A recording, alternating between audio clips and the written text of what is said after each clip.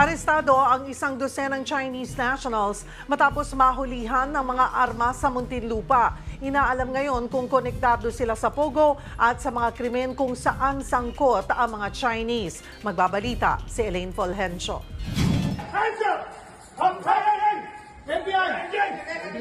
Isang dosenang Chinese national ang naabutan ng NBI-NCR ng salakayin ng 3 bahay sa isang exclusive subdivision sa Muntinlupa City.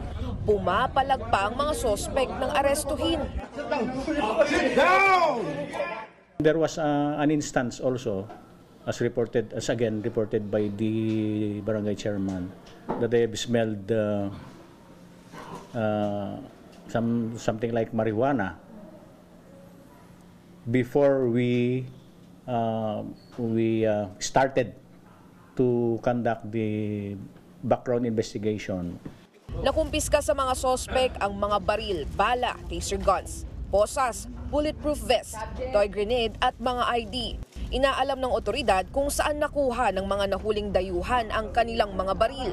Inaalam na rin kung konektado sila sa Pogo, pati sa iba pang krimen na kinasasangkutan ng mga Chinese nationals.